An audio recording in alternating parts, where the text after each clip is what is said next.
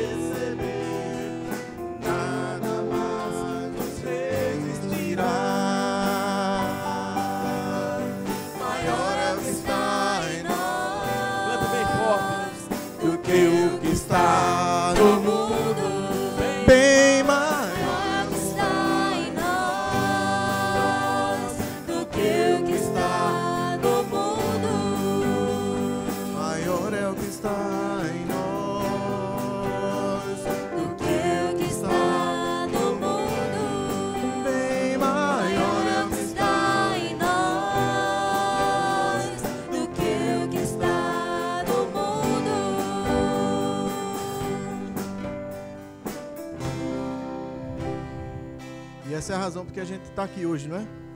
Para adorar a esse Deus que nós tivemos acesso por meio de Jesus Cristo.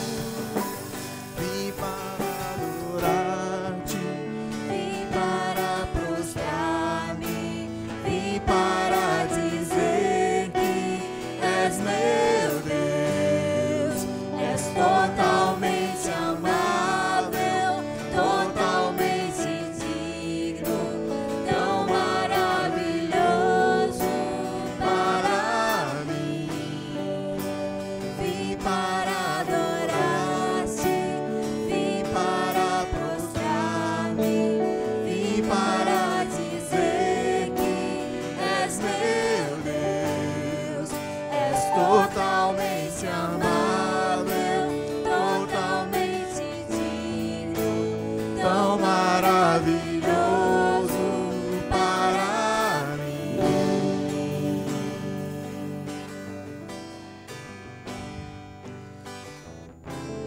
E Ele é justamente o único a quem nós devemos prestar toda a nossa honra, toda a nossa adoração.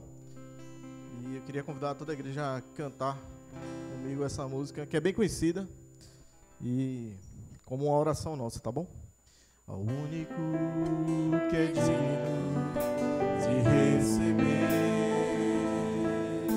a honra e a glória, a força e o poder, ao Rei eterno, imortal, invisível, mas real, a Ele ministramos o louvor. Ao único que é digno de receber a honra e a glória, a força e o poder, ao Rei eterno, imortal, invisível, mas real, a Ele ministramos o louvor.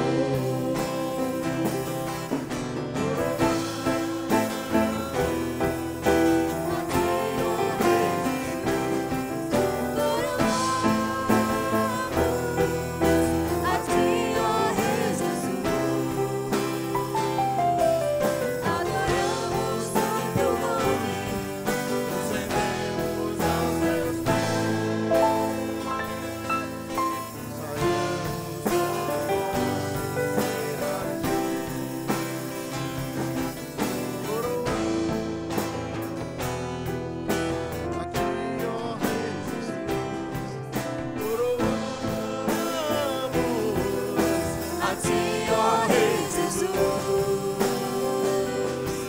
adoramos o teu nome, nos rendemos aos teus A ti, ó Rei Jesus, adoramos o teu nome, nos rendemos aos teus pés,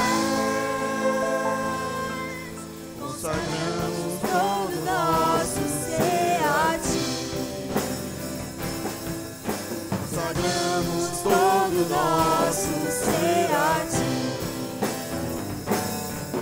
consagramos todo nosso ser a ti. Que Deus abençoe, meus irmãos, que Jesus Cristo de fato seja o Rei das nossas vidas, tá bom? Amém.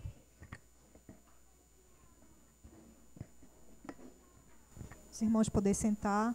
Vou convidar as crianças a virem aqui até a frente, né, para a gente poder fazer uma oração. Em seguida, elas irão para o estudo, né, o momento do culto infantil. Vou pedir para o irmão Elton fazer essa oração pelas crianças e também pelas professoras e professores.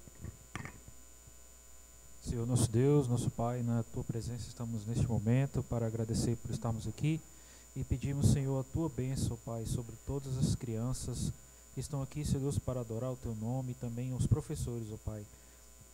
Todos que trabalham no departamento infantil, que o Senhor venha abençoar e venha, Deus, que eles venham ser usados por Ti, ó Deus, para ensinar as crianças, ó Pai. Que o Senhor venha abençoar todas essas crianças, que futuramente sejam pessoas, Senhor Deus, que sejam futuras pessoas servas do Senhor, ó Pai. Em nome de Jesus, que o Senhor venha a derramar Tuas bênçãos, Senhor Deus, e continua, Deus, na condução desse culto. É o que te pedimos e agradecemos em nome de Jesus. Amém. As crianças já podem ir para a sua sala. Em Jeremias 29, 12 ao 13, diz assim: Então vocês clamarão a mim, virão orar a mim, e eu vos ouvirei. Vocês me procurarão e me acharão, quando me procurarem de todo o coração. Amém, né? Que realmente possamos, né, procurar, né, a pessoa correta, né, buscar sempre a Deus, né? Aquele que realmente tem condições de ouvir qualquer situação, realmente fazer o impossível, se assim for a vontade dele. Gostaria de conhecer nesse momento os visitantes, né, aqueles que estão nos visitando pela primeira vez. A nossa igreja gostaria que você ficasse de pé, se for possível, para que a gente possa conhecer, mas sejam bem-vindos, né? Que Deus esteja, irmão de Genúzia, né? Que Deus esteja abençoando sua vida cada vez mais, né? Que o Senhor esteja sempre abençoando, e lembramos que nossas portas estão sempre abertas. Aqueles que estão vindo também, estão visitando, mas não é a primeira vez, não seja é de casa. Então que o Senhor Deus também vos abençoe.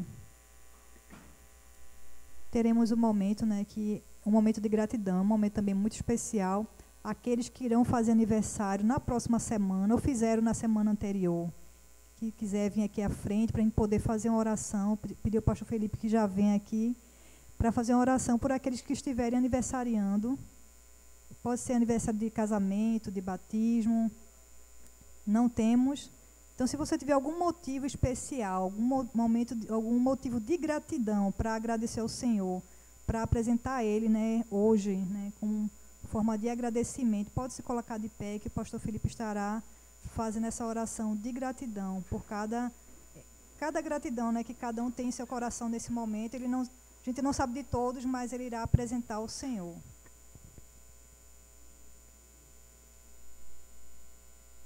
Oi. Senhor Deus, te agradecemos pela oportunidade de estar na tua presença, ó Deus. Te agradecemos pelas tuas misericórdias e pela tua graça, porque não somos dignos de chegar até a tua presença, ó Pai. Te pedimos perdão pelos nossos pecados e te agradecemos, ó Pai, por tudo quanto o Senhor tem feito em nossas vidas. Te agradecemos pelo cuidado que o Senhor tem conosco, porque o Senhor tem nos conduzido, mesmo em meio a dificuldades. O Senhor tem nos guardado, o Senhor tem nos fortalecido, o Senhor tem sido grande em nossa vida, ó Pai. Nós te louvamos e nós te agradecemos, ó Pai. Te agradecemos pela nossa família, pelos filhos, pelo nosso cônjuge, ó Pai. Te agradecemos, ó Deus, pelos nossos empregos, te agradecemos pela nossa saúde, te agradecemos, ó Deus, pelas bênçãos alcançadas, que o Senhor tem sido bondoso e tem derramado muitas bênçãos sobre nossas vidas, ó Pai.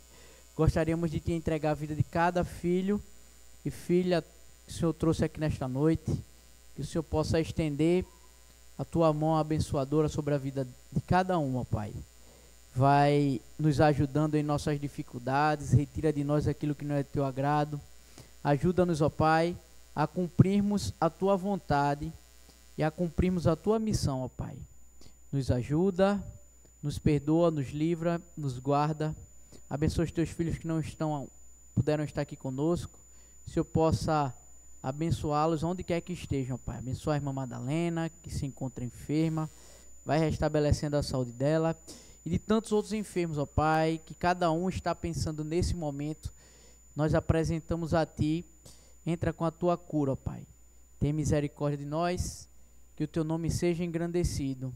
É no nome de Jesus que te agradecemos e te pedimos tudo isso. Amém. Amém. Que possamos ter sempre esse coração grato, né? E cultivar sempre também a capacidade de reconhecer a bondade do Senhor em nossas vidas. 2 Coríntios 9, 7 diz assim: cada um contribua conforme determinou no coração, não com pesar nem por obrigação, pois Deus ama ao que dá com alegria. Teremos um momento de dedicação, de dízimos e ofertas, né? Se você está nos visitando, como sempre dizemos, não se sinta constrangido a participar, mas se tiver também o desejo no seu coração, fique à vontade. Pode levantar uma de suas mãos que os irmãos poderão entregar um envelope a você para que você possa participar.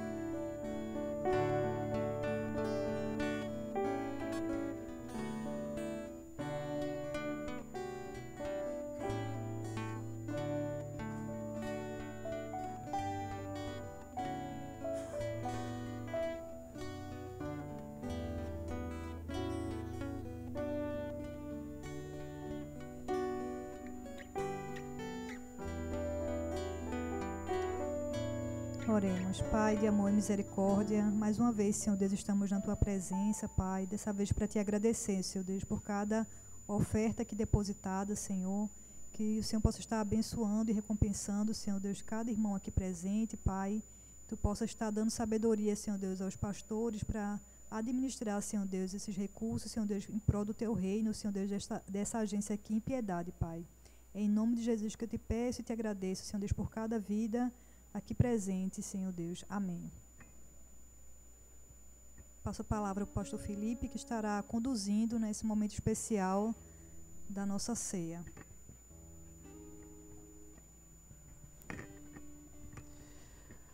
Graça e paz, irmãos. Amém. Nós iremos celebrar nossa ceia. Queria convidar a irmã Marli, o irmão Mesquita, para ficarem aqui conosco. E eu gostaria de ler um texto que se encontra em 1 Coríntios, capítulo 11, versículos de 23 em diante, que assim diz: Porque recebi do Senhor o que também lhes entreguei, que o Senhor Jesus, na noite em que foi traído, pegou um pão e, tendo dado graças, o partiu e disse: Isto é o meu corpo, que é dado por vocês. Façam isso em memória de mim. Do mesmo modo, depois de ceiar, pegou também o cálice, dizendo: Este cálice é a nova aliança no meu sangue.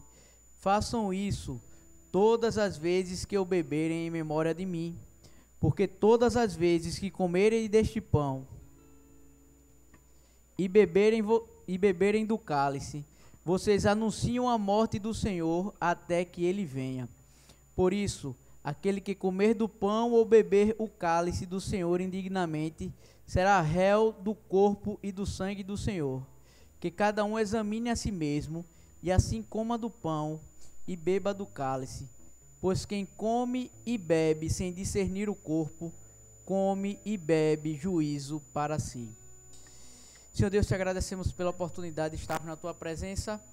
Pedimos, ó Deus, que o Senhor abra o nosso entendimento, que nós possamos, ó Deus, como igreja, caminharmos em harmonia para o engrandecimento do teu nome, ó Deus. Que a gente, como igreja também, sempre anuncie a tua morte e a tua ressurreição, até que o Senhor Jesus venha. Toma a direção, é no nome de Jesus que te oramos e agradecemos por tudo. Amém. Meus queridos irmãos, nós acabamos de ler um texto que ele vai falar sobre a ceia do Senhor. Aqui o apóstolo Paulo ele estava escrevendo aos irmãos que congregavam em Corinto. E o interessante é que esse texto ele nos revela algo interessante a respeito deste rito que nós cristãos assim o realizamos mensalmente. Ele fala que inicialmente, quando nós nos reunimos como igreja e nós participamos da ceia, nós anunciamos a morte do Senhor.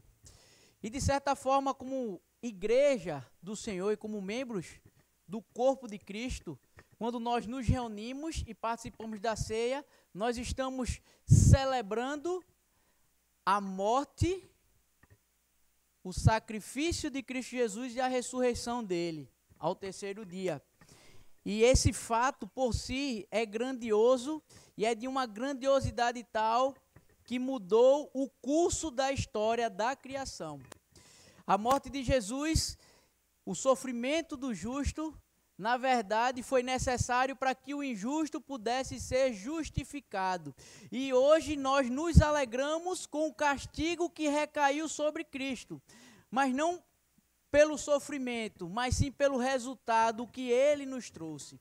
O sacrifício de Cristo, ele é resultado de algo que Deus tinha planejado para que o homem viesse a ser redimido do pecado e pudesse caminhar junto a ele. E a ceia do Senhor, ele, a exemplo deixado, ele se reuniu com seus discípulos, com aquelas pessoas que o seguiram, os seus seguidores, e quando ele estava prestes a se entregar, ele junto com os seus discípulos, ele comeu e bebeu. Em comunhão, eles estavam celebrando algo que viria a acontecer.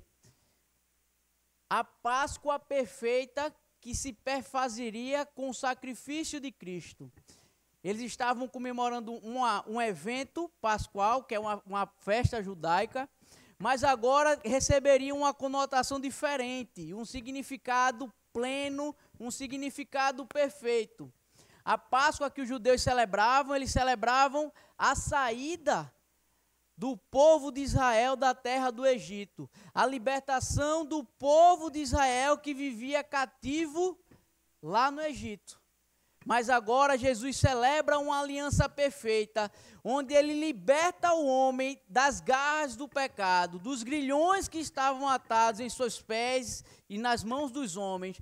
Jesus agora promove uma aliança perfeita, não uma aliança de outrora que necessitava que o homem cumprisse algo. E agora Jesus faz uma nova aliança perfeita, uma aliança suficiente, uma aliança capaz de nos aproximar de Deus. E graças a isso, a humanidade e toda a criação tem esperança, e a nossa esperança está em Cristo Jesus. O texto ele nos diz que ele traz dois elementos, que é o pão e o vinho. O pão simboliza o corpo de Cristo. Ele não se transforma no corpo de Cristo. O pão continua sendo pão. O vinho, que no nosso caso é suco de uva, continua sendo suco de uva. Não se transforma no sangue. Mas como dissemos inicialmente, ele nos remete ao sacrifício de Cristo Jesus. Jesus, ele entrega seu corpo voluntariamente. E ele mesmo diz: ninguém tira a minha vida, mas eu mesmo a dou e eu a tomo de volta. Jesus, ele é levado à cruz. O castigo que recaiu sobre Cristo nos traz a paz. E pelas pisaduras dele, como foi lido aqui, e pelas suas feridas, nós fomos sarados. O sacrifício do injusto, do justo, para tornar o injusto justo. Jesus, o Cordeiro de Deus, que tira o pecado do mundo. E o seu sangue verte pela cruz e lava o homem de todo o pecado e das consequências do pecado. Mas isso ocorre apenas em relação àqueles que creem no seu sacrifício. E hoje nós aqui estamos celebrando e nos alegrando por tamanha prova de amor de Deus para conosco. Quando ele entrega Jesus, quando Jesus se entrega, quando Jesus voluntariamente vai à cruz, aquela cruz era minha, aquela cruz era sua, mas ele tomou aquela cruz como sua, por amar a mim e a você. E a nós, como igreja de Deus, resta-nos vivermos como ele quer que nós vivamos. Uma vida onde Deus ele seja exaltado, não apenas aqui na igreja, mas sendo exaltado diariamente através das nossas ações, através da nossa conduta. E assim a igreja de Deus glorifica o nome e o reino dele. Amém? Meus irmãos, nós iremos trabalhar um tema que ele tem a ver com o nosso chamado. O texto ele está em 2 Coríntios capítulo 5, versículo 17. 2 Coríntios 5, 17. E eu queria convidar os irmãos a lerem, né? Os irmãos estiverem aí nas suas Bíblias. Quem não está com a Bíblia aí pode acompanhar, está sendo projetado ali. E ele diz assim: e assim, se alguém está em Cristo, é nova criatura, as coisas antigas já passaram, eis que se fizeram novas. Vamos ler todos em uníssono. E assim, Se alguém está em Cristo, é nova criatura, as coisas antigas já passaram, eis que se fizeram novas. Pai nosso que estás nos céus, santificado seja o teu nome. Ó Pai, te louvamos, te adoramos na beleza da tua santidade, ó Deus. E neste momento te pedimos misericórdia e graça, que o Senhor venha conduzir-nos neste momento onde a tua palavra será pregada e que o teu nome venha ser engrandecido, tua igreja edificada, ó Deus, para o louvor e glória do teu nome. Usa-nos conforme a tua vontade, abre o nosso entendimento. É no nome de Jesus que nós te oramos, te pedimos e te agradecemos por tudo. Amém. Meus irmãos, nós escolhemos esse tema, onde ele vai falar da identidade de Jesus. Então, identidade é algo interessante porque ela é a reunião de características que distinguem um ser ou uma coisa. Então, todo mundo, eu acredito assim que a grande maioria, só os menores que alguns também não, possa ser que não tenha, já tiraram o seu RG, né, que é o registro geral. E quando você vai tirar o seu RG, aí você tem que levar a cópia da certidão de casamento ou da certidão de nascimento. Aí você leva lá e tem um formulário onde você vai preencher. E esse formulário vai pedir algumas informações a respeito da sua pessoa. Informações estas que vai lhe distinguir das demais pessoas. Informações estas que fazem você ser quem você é. Então ele vai perguntar a altura, vai perguntar cabelo, se é crespo, se é liso, se é cacheado, aí você vai respondendo, cor da cútis, cor dos olhos, vai perguntar várias características ali, você vai respondendo, e no final ele vai pegar o seu polegar e vai pegar as suas impressões digitais, pegam as 10 impressões digitais e aí está feito a sua identificação, e você passa agora a ter as suas informações naquele cadastro.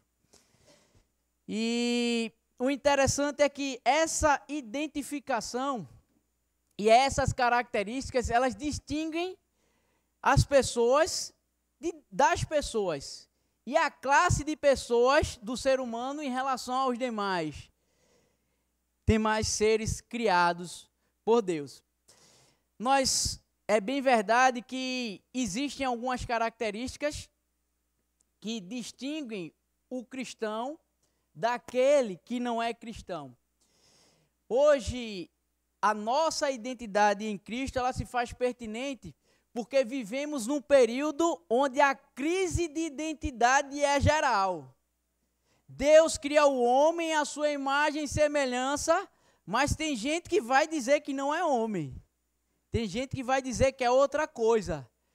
Eu já li gente se achando da família dos equinos. Um homem dizendo-se ser um cavalo. Aí ele deixou o cabelo dele crescer, como uma crina, pintou de vermelho, contratou um adestrador, e o adestrador, assim como fazia com o cavalo, fazia com ele. Então ia andando. E hoje a gente percebe que há uma crise de identidade geral, isso é o mínimo. As pessoas não sabem o que são, de fato. Mas é algo bem plausível e algo claro e evidente. Mas hoje vivemos num período onde é denominado de pós-modernidade e ela traz algumas ideias. Primeiro, acerca do subjetivismo.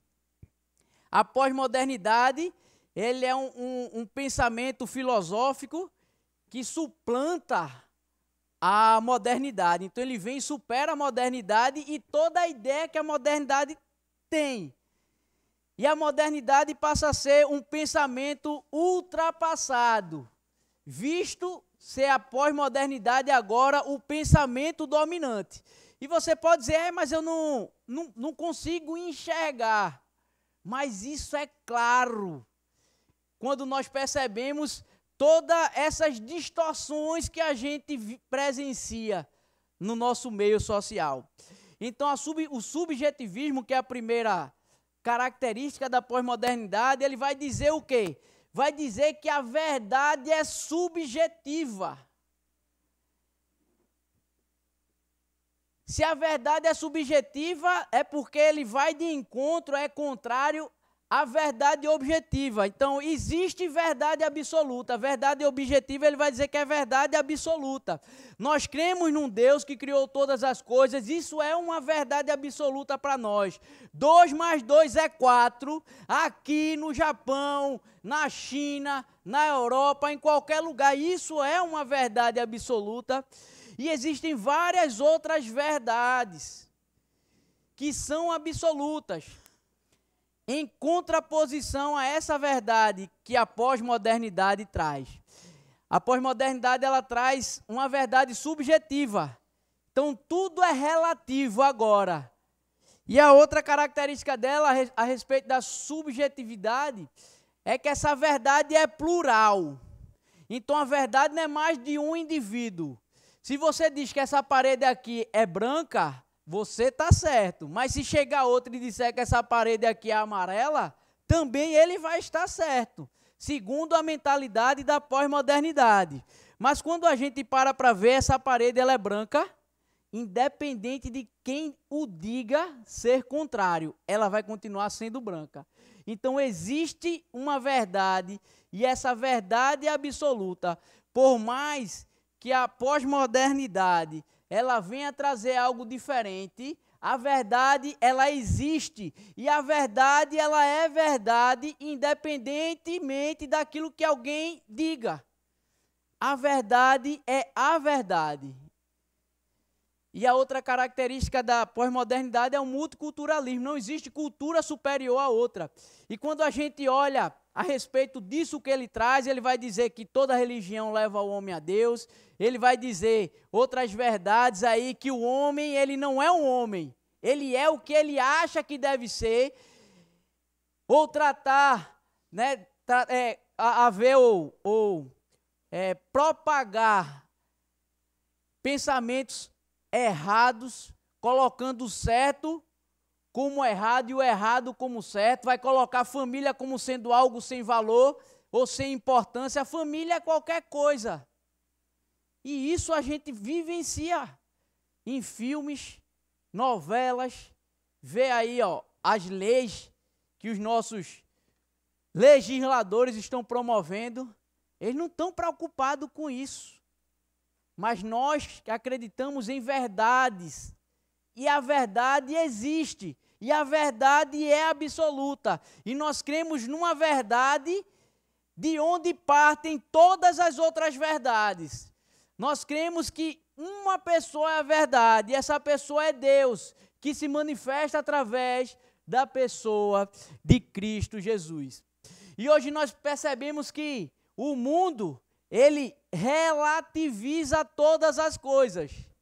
Você vê muitos pais de família, muitas pessoas sendo assassinadas, muitas pessoas perdendo os seus bens, mas a vítima não é quem morreu, a vítima não é quem teve o seu bem levado, mas a vítima é quem praticou o crime. E a gente passa a tratar como se fosse um coitado. E isso é apenas uma das poucas coisas que nós enxergamos nos dias de hoje. A inversão de valores. Jesus, ele nos mostra o que é importante, mas o relativismo, ele relativiza todas as coisas. Ele vai dizer, Jesus disse isso, mas não é bem assim. E, infelizmente, esse tipo de pensamento, ele chega nos nossos arraiais, chega no seio da igreja. Então, as Escrituras falam que nós devemos ter uma vida como Jesus teve, a nos abstermos daquilo que não agrada a Deus, nos afastarmos do pecado, mas hoje a gente percebe um movimento contrário que vai dizer, não, Deus, ele é amor, e ele quer você do jeito que você está, ele quer que você caminhe assim. Esse Deus que vai julgar o homem, não, isso aí não. Então começa a relativizar valores que nos são caros. E nós temos que nos pautar nas verdades que Deus, Ele nos deixou através das Escrituras. Então nós vimos aqui, tudo passa a ser válido no pensamento pós-moderno. O pecado não tem valor, o pecado não afasta o homem de Deus, o pecado, ele pode ser algo presente na vida do cristão e ele pode continuar praticando segundo o pensamento que impera nos dias de hoje. Mas nós sabemos que Deus, Ele nos deixou um direcionamento. Deus, Ele nos deixou algo que nós devemos, que serve como parâmetro e que nós temos que usá-lo. E esse algo é o que nos identifica como igreja dele, é aquilo que nos identifica como servos dele. E é algo que tem que ser preservado e mantido. Hoje nós percebemos muitas pessoas que estão caminhando assim, cegos, sem direção.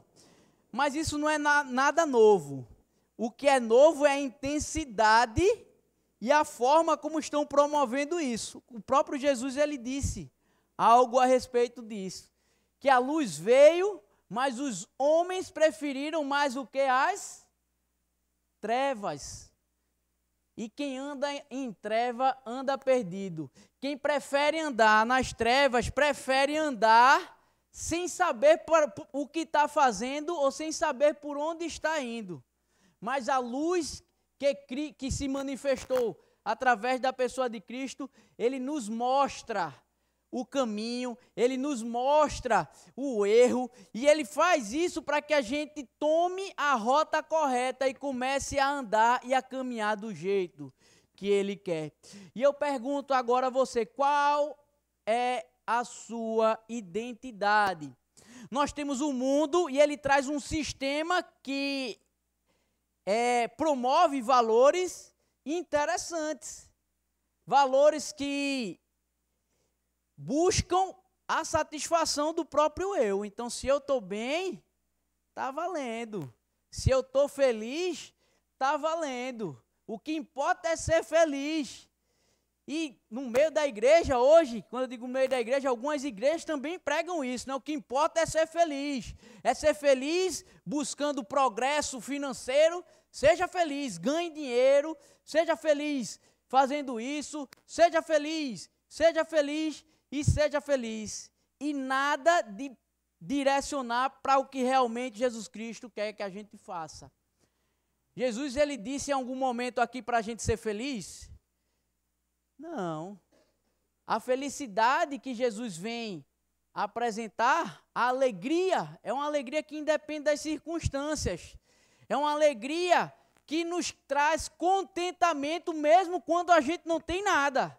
É uma alegria que nos traz contentamento mesmo em meio à dificuldade, é um contentamento mesmo em meio da enfermidade, porque a gente sabe que tudo isso aqui é passageiro. Tudo passa, mas as palavras do Senhor permanecem para sempre. E a gente tem que se apegar a isso. Nós temos uma identidade, algo que nos caracteriza como cristãos, e nós temos que observar isso. E em 2 Coríntios, capítulo 5, 17, que nós acabamos de ler, ele vai dizer que assim, aquele que está em Cristo, nova criatura é, e as coisas velhas já passaram, e eis que tudo se fez novo. A vinda de Cristo, ele veio para promover isso, a mudança do status quo do homem. O homem vivia desgarrado de Deus e perdido. E o homem perdido, o homem sem Deus, ele merece a morte. Como de fato a morte irá nos alcançar, mas a morte que Deus ele se movimentou para evitar que o homem fosse é a morte eterna. E ele envia Jesus, aí vem Jesus e morre em nosso lugar. O interessante é que quando Deus ele diz assim, a alma que peca, essa morrerá, Então todo pecado ele vai pedir a morte de alguém. Alguém tem que morrer para que seja justificado. E o interessante é que o Antigo Testamento ele já desenhava isso. O homem pecava, Deus institui a lei, e através de Moisés a expiação, e cada pecado tinha que ser expiado, então o animal tinha que ser sacrificado para que a pessoa tivesse o perdão do pecado. E aquele animal que era expiado, o homem chegava lá, botava a mão sobre ele, depois ele era sacrificado. O pecado daquele homem é para aquele animal e aquele animal morria no lugar do homem, apontando para Jesus. E vem Jesus e muda isso. Ali era algo imperfeito e pequeno, apontando para algo perfeito, pleno, eficaz e maior, que foi o sacrifício de Cristo Jesus. Jesus, quando morre na cruz, o sangue dele lava do pecado o pecador. Uma só vez. O justo morre pelo injusto, o inocente morre pelo culpado. Para que o culpado fosse justificado diante de Deus. E uma vez que Jesus Cristo morre, ele morre em nosso lugar, porque alguém tem que morrer. E esse sacrifício não pode ser trocado por nós, pecadores. Eu não posso tomar o lugar da minha filha. Eu vou chegar lá e vou dizer, não, vou tomar o lugar da minha filha, mas Deus vai dizer, ó, tua conta está grande e tu não tem nem como pagar o teu. Como é que tu vai pagar o da tua filha? Então tem que vir Deus, que deixa o trono da sua glória, Jesus Cristo, encarna e resolve o problema do homem e de toda a criação. Ele toma o nosso lugar, morre na cruz do Calvário para mudar o nosso status de perdido e condenado pelo pecado para justificado, porque o sangue dele nos proporciona isso. E quando isso acontece, esse versículo fala bem sobre isso. Aquele que está em Cristo indica uma mudança de posição. Hoje nós estamos em Cristo, mas outrora nós não estávamos em Cristo. Nós estávamos andando segundo os nossos preceitos, nós estávamos andando segundo a nossa vontade, nós estávamos alimentando o eu e a satisfação do nosso ego, sem levar em consideração o que Deus achava. Até que Jesus vem e o Espírito Santo age em nossa vida e nos transforma, mudando o nosso status. Aquele que está em Cristo é uma nova criação, é uma nova criatura. Ele nasce de novo.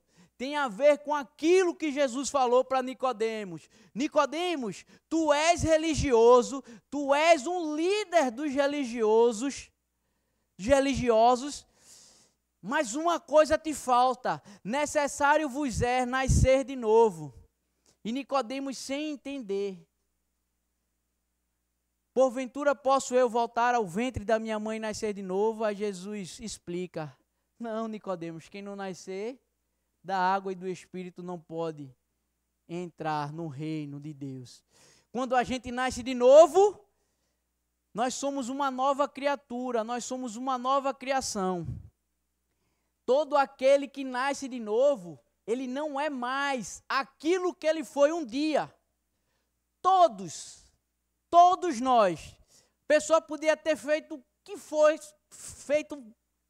coisas horrendas, mas o sangue de Cristo é suficiente para perdoar os nossos pecados. Aquele que está em Cristo, ele vive em novidade de vida, ele não vive mais como ele vivia outrora. Por mais que você tenha conhecido alguém que fez coisas que não agradavam a Deus, que a gente reprovasse, mas aquela pessoa que está em Cristo é uma nova criatura. Ninguém é mais o que foi um dia. Então nós devemos olhar para essas pessoas com um olhar diferente. Não só em relação àquelas que nasceram de novo, mas um olhar diferente em relação a todas as pessoas. Porque nós não somos melhores do que ninguém. Nós simplesmente conseguimos reconhecer a graça de Deus em Cristo Jesus E nós temos que promover essa graça que nos alcançou para alcançar a outras pessoas. Então, pois aquele que de antemão conheceu, também os predestinou para serem conformes à imagem do seu Filho, a fim de que ele seja o primogênito entre muitos irmãos. Então, Deus, ele está reconstruindo a sua imagem em nós. A ideia de nova criatura é isso. Ele pega o Felipe de barro, todo deformado, aí um braço está troncho, ele começa a ajustar ali, ó, e começa a endireitar o Felipe.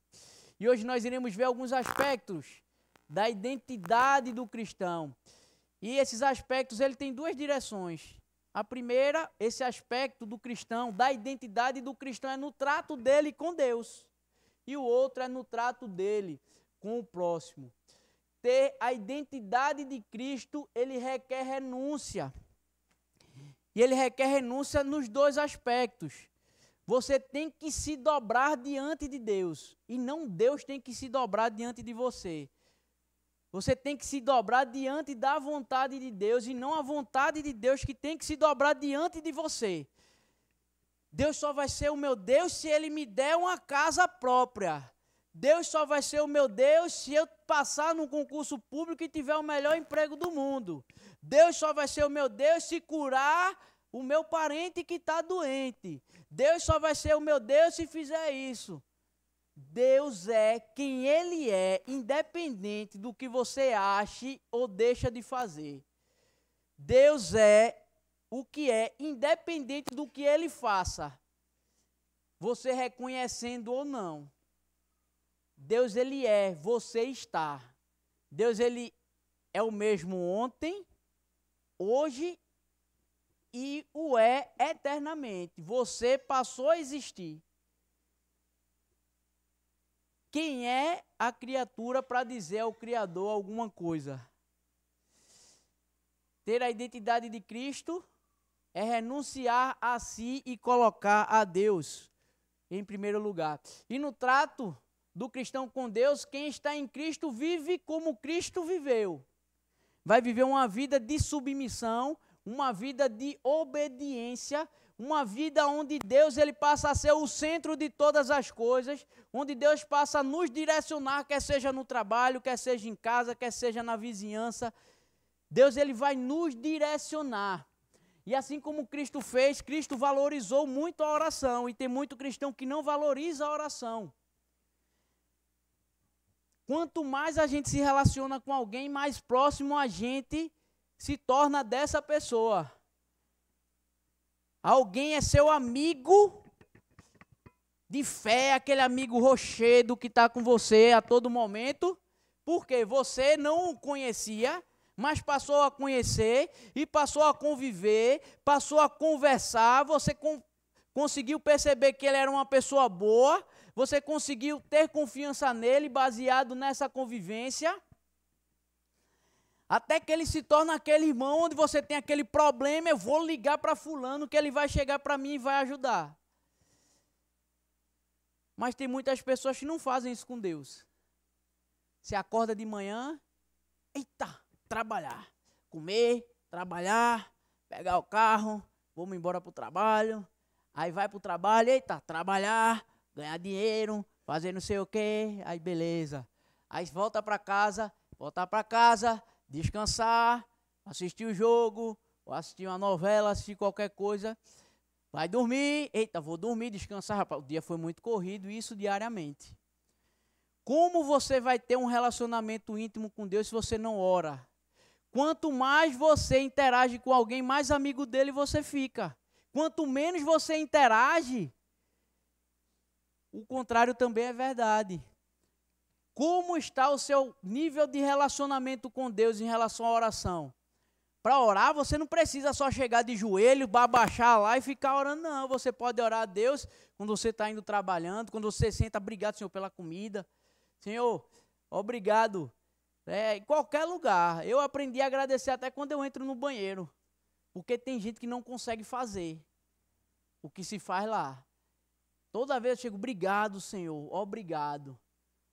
porque é muito ruim, você tem muito que agradecer a Deus. Então agradeça a Deus, se aproxime dele, não é porque Deus precisa de você não, é nós que precisamos dele, ele quer isso de nós. E o nosso trato com Deus e o nosso relacionamento, ele se dá quando nós buscamos a Deus através da sua palavra. Tem tanto amigo que a gente tem uma afinidade tão grande, não é?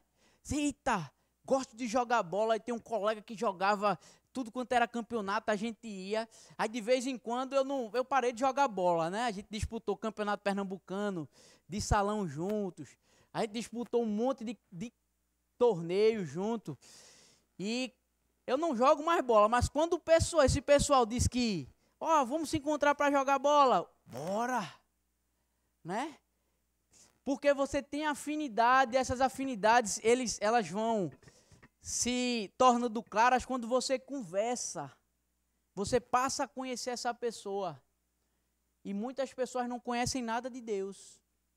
Nada do que Deus quer para a sua vida, porque não tira um tempinho para buscar conhecer a Deus em sua palavra. Busque a Deus.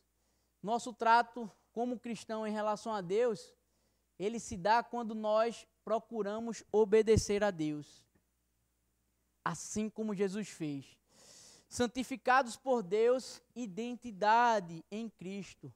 Nós fomos separados para viver uma vida diferente, não para viver uma vida como hoje é promovida. O cristão pode fazer o que quiser. Igreja não é importante, hoje é assim, que também é outro valor que a gente vê que a pós-modernidade traz. Igreja não é importante. Igreja não salva ninguém, o que importa é minha fé e o meu relacionamento com Deus. Então não preciso de igreja. Se não precisasse de igreja, Jesus não teria instituído a igreja. Então quem está certo e quem está errado? Jesus está errado e a pessoa está certa, ou a pessoa está certa e Jesus está errado? Porque se a igreja não tivesse importância, Jesus não teria instituído a igreja. E isso é importante, porque um só pode carregar 50 quilos, mais 2 carregam 100, 3 carregam 150, 100 carregam mais de 1 tonelada. E a igreja de Cristo, ela existe para fazer com que o evangelho chegue em locais onde uma pessoa só não poderia, mas um grupo consegue promover o avanço do reino. Então o cristão, ele é um promotor de paz. O nosso trato com o próximo, nós temos que promover a paz e não o contrário. É no trabalho. O cristão não deve estar agindo para estar puxando o tapete de ninguém, quer seja no trabalho, quer seja na igreja, que infelizmente às vezes acontece. Mas o cristão, ele é um agente de paz. Está tendo um problema, ele vai promover a paz. Não, meu irmão, vamos olhar sempre pelo lado do que Deus quer que seja promovido, porque assim o nome e o reino de Deus é glorificado, e o nome de cristão que nós ostentamos também vai ser visto pelas pessoas. Quando a gente promove a paz no ambiente de discórdia, o cristão, ele é visto como cristão quando ele é misericordioso, em casa, na igreja e no trabalho ou em qualquer lugar. Mas a gente só usa de misericórdia e de graça quando se trata da gente. Né? Eu sou tão, rapaz, mas eu procuro acertar, eu fiz aquilo ali, e a gente começa a buscar as desculpas. Mas quando é em relação aos outros, não, ele fez isso porque ele é pecador mesmo. Tem que levar 3 pedradas. E a gente começa com a nossa boca a jogar pedra no nosso irmão, quando a gente poderia ajudar. Jesus, ele disse, bem-aventurados são os misericórdios, porque eles o quê? Alcançarão misericórdia. Então, a misericórdia é algo que tem que estar presente na vida do cristão. O cristão tem que ter uma só palavra, porque Deus, ele tem uma só palavra. O sim é sim e o não é não. Então, a gente tem que ter firmeza no nosso trato. Quando as pessoas falam, vou fazer isso, fulano disse que vai fazer, então fulano faz. Mas tem outras que a pessoa fala, não, eu vou.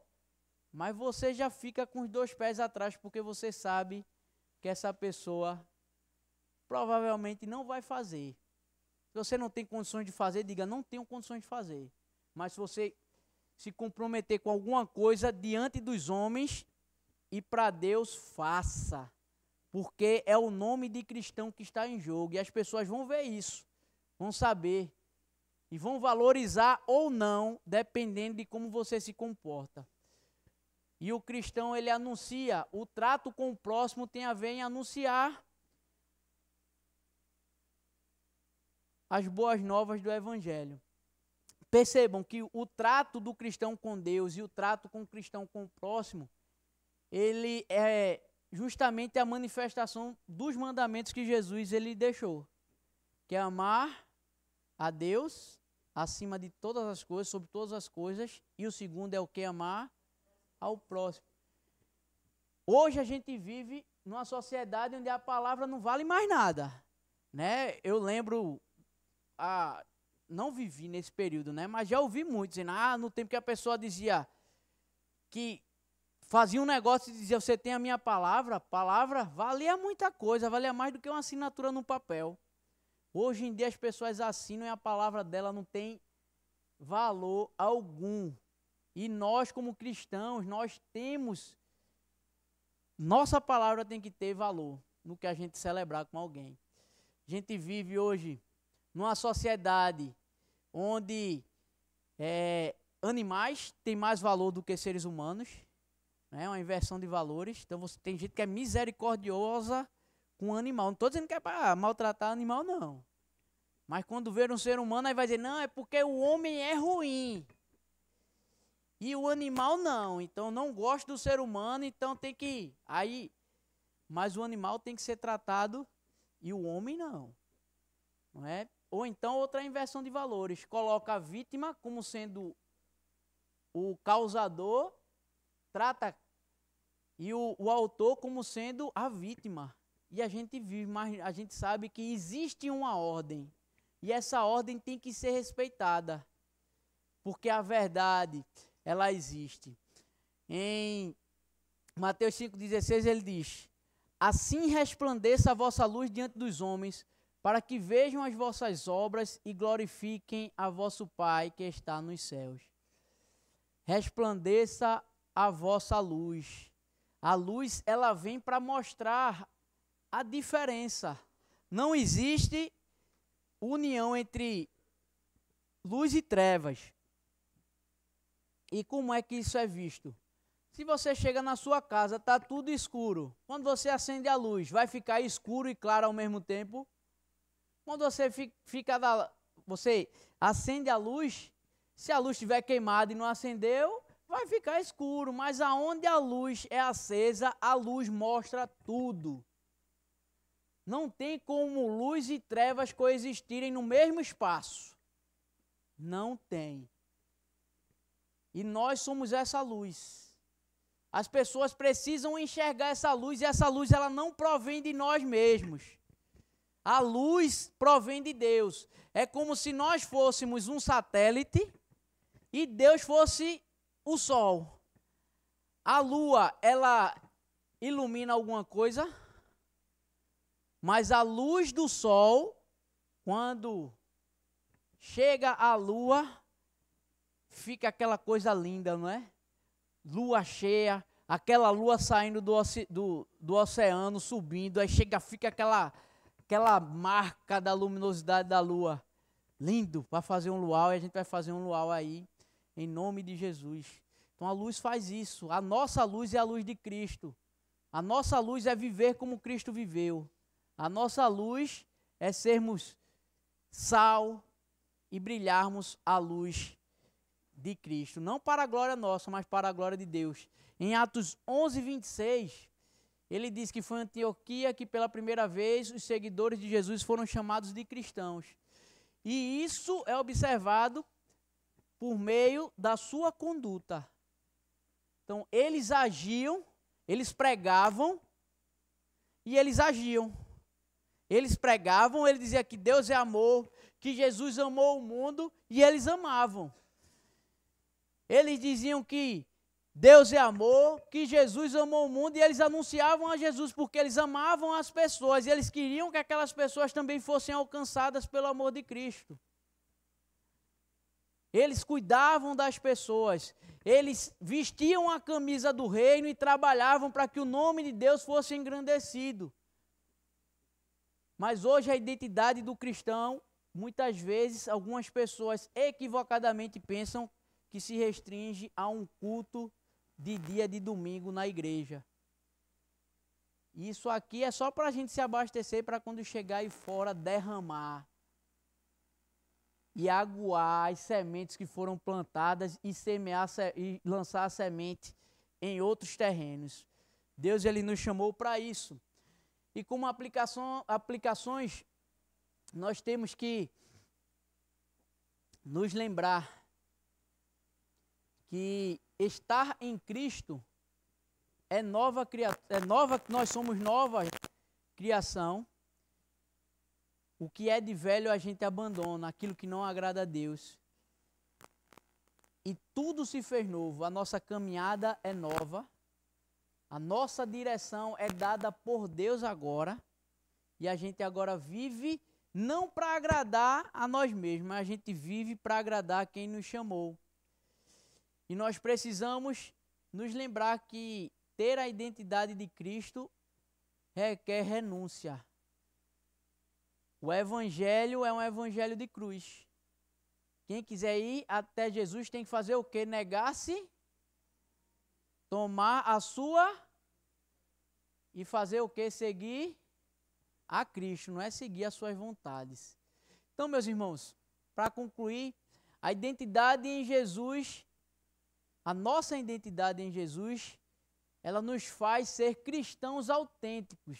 E, infelizmente, cristãos autênticos, esse termo, é porque existem pseudo-cristãos, que infelizmente só carregam o nome de Cristo, mas do Cristo não tem nada.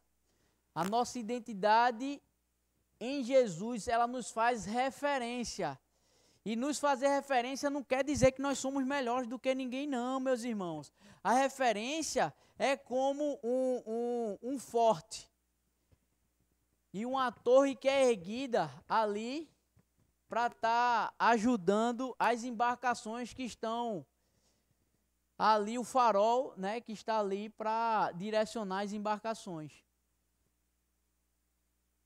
Quem é o grande, quem tem que ser glorificado é Jesus. A nossa referência aponta para Cristo e não para nós mesmos, porque nós não somos nada. E a nossa identidade nos leva a viver como Jesus viveu, amando a Deus e ao próximo. Então, nós carregamos essa identidade. A identidade que são aquelas características que dizem quem de fato nós somos. Nós somos cristãos. O que nos faz ser cristãos? O que nos faz ser seguidores de Cristo? O que nos torna diferente daqueles que não são seguidores de Cristo? A diferença, ela é vista. Se nós agimos igual a todo mundo, então algo está errado. E nós não temos essa identidade em Cristo. Então, meus irmãos, não se esqueçam, aquele que está em Cristo, nova identidade tem. Então vamos recitar para a gente concluir. Aquele que está em Cristo, nova identidade tem. Na identidade antiga, a gente fazia um monte de coisa, porque todo mundo fazia e porque era normal para todo mundo fazer. Mas na nossa nova identidade, a gente faz o que Deus quer que a gente faça. A gente procura fazer aquilo que agrada a Deus. E isso não nos torna melhores do que ninguém, mas sim agraciados pelo maior presente que Deus nos deu em Cristo Jesus. Amém? Então baixe sua cabeça. Senhor Deus, te agradecemos pela oportunidade de estarmos na tua presença. Te agradecemos, ó Deus, por esse culto maravilhoso e pela mensagem que o Senhor falou aos nossos corações, que ela possa estar presente, no nosso dia a dia e que a gente possa se lembrar que nós carregamos as marcas de Cristo, que nós temos uma identidade a zelar, que nós somos luz, que nós somos sal e que nós vivemos para apontar e para glorificar ao Deus amoroso e misericordioso e gracioso, que tem nos abençoado grandemente, ó Deus. Usa-nos conforme a tua vontade. Ajuda-nos no nosso trabalho, ajuda-nos em casa, ajuda-nos, ó Deus, em qualquer lugar que o Senhor venha a nos levar. Que o teu nome seja engrandecido. Glorifica o teu nome. Em nome de Jesus. Amém.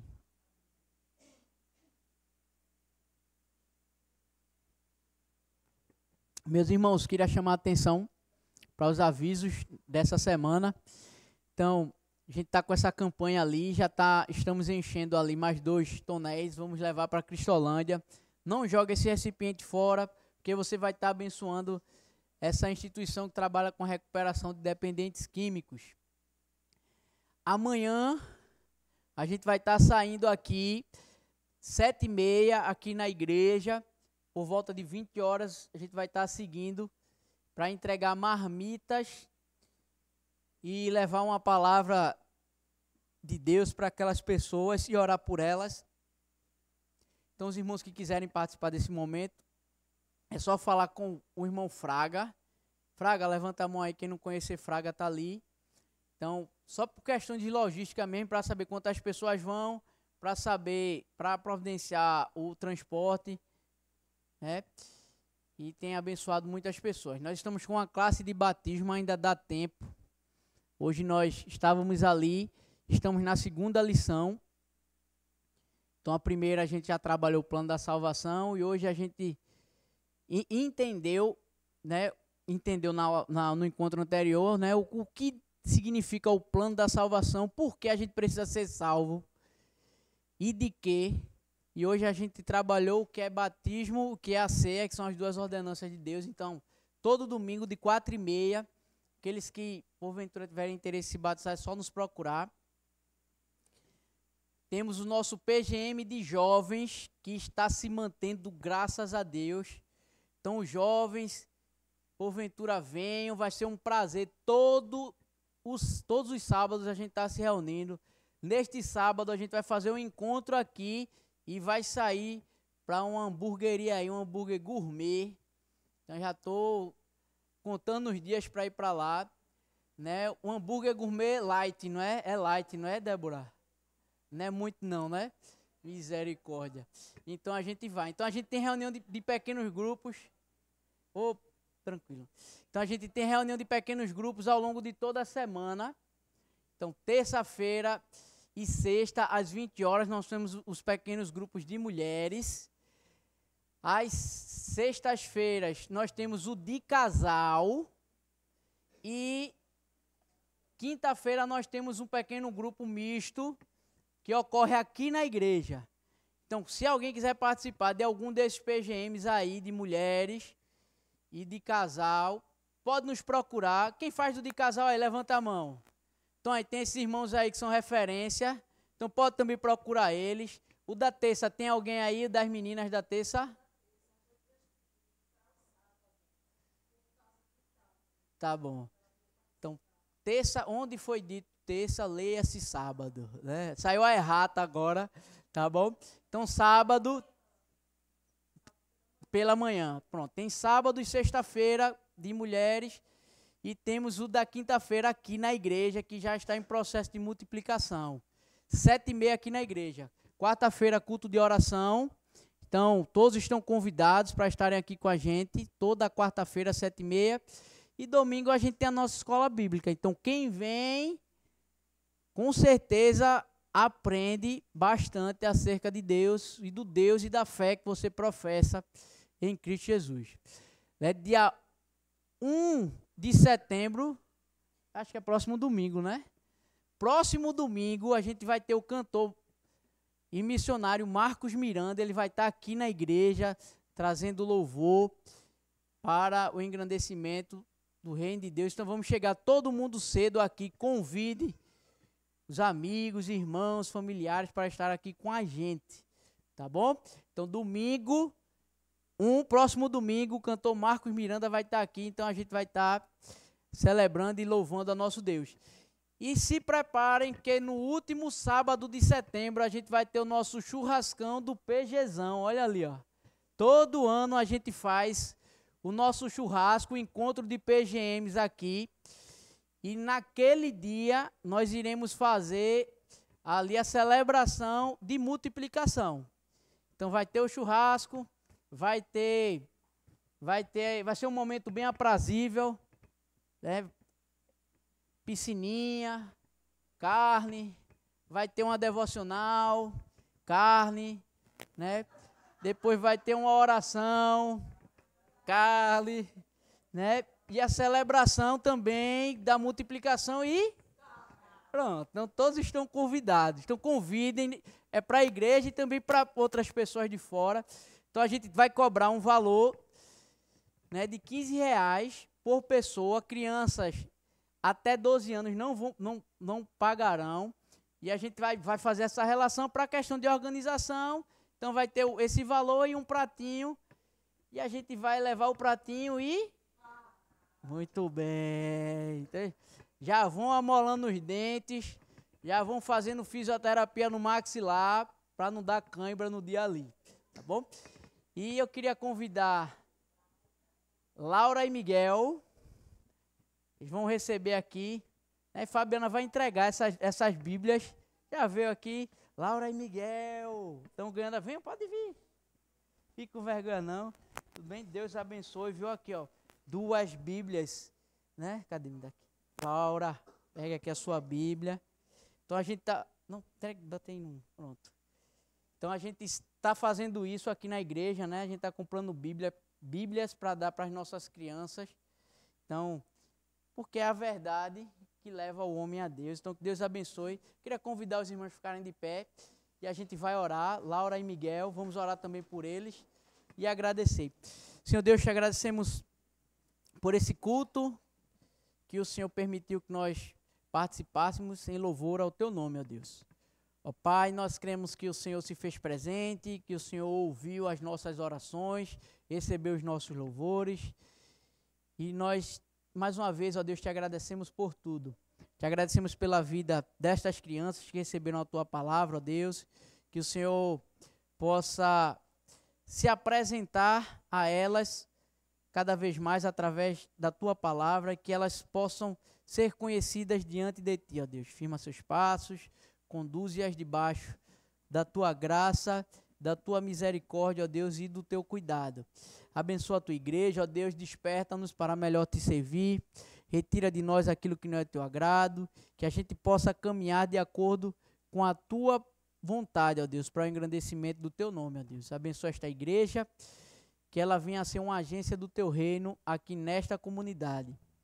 Que a graça do nosso Senhor e Salvador Jesus Cristo, que o amor de Deus nosso Pai e as consolações do Espírito Santo sejam a constante sobre nossas vidas, hoje e eternamente. Bendito o Senhor. Amém. Então os irmãos podem sentar. Parabéns aí pela Bíblia. Agora tem que ler todinha, viu? Daqui para o próximo domingo. Tá certo? Então, a gente vai ouvir o pós-lúdio. Vai ser tocar, os irmãos oram e damos o culto por encerrado.